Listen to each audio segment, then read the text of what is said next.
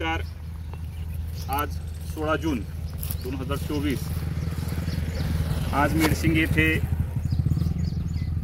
Art of living परिवार यांच्या वतीनं 121 वृक्षांचं वृक्षारोपण हा कार्यक्रम घेण्यात आला।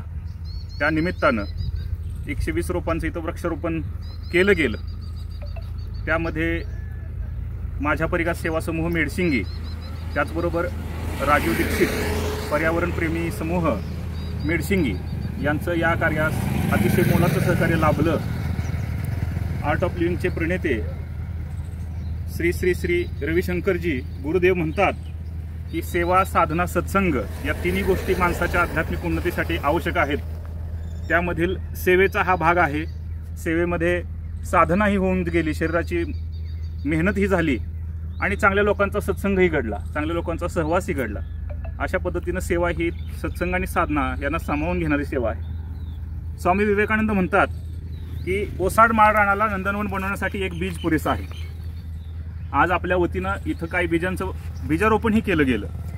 एक बीज भविष्यात हजारो बियांची निर्मिती करून अख्ख्या माळ रानाचं नंदनवन करू शकतो, मात्र त्यासाठी एका बियाचं रुजणं आवश्यक आहे। तो बी रुजणं महत्त्वाचं आहे आणि तो जो कार्याचा, सद्विचाराचा, सद्विवेकाचा बीज तुमच्या मनामध्ये जो रुजतोय, त्या बियाच्या माध्यमातून, त्या सद्विवेकाच्या बीजारोपणाच्या माध्यमातून नक्कीच या सृष्टीचं, या पृथ्वीचं नंदनवन झाल्याशिवाय राहणार नाही, याबद्दल मला काही शंका नाही। आज तुम्ही सर्वजण इथं वेळात वेळ काढून उपस्थित राहिलात, आपली इथं खूप कष्ट घेतलं।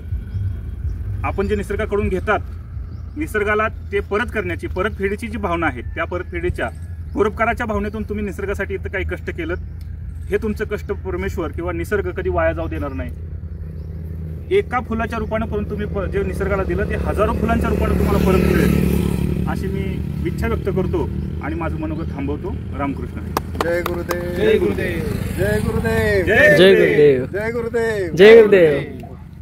तुम्ही बोले। कावळा करतोय काव काव, माणसा झाड लाव। कावळा करतोय काव काव, माणसा झाड लाव। जय गुरुदेव, जय गुरुदेव, जय गुरुदेव।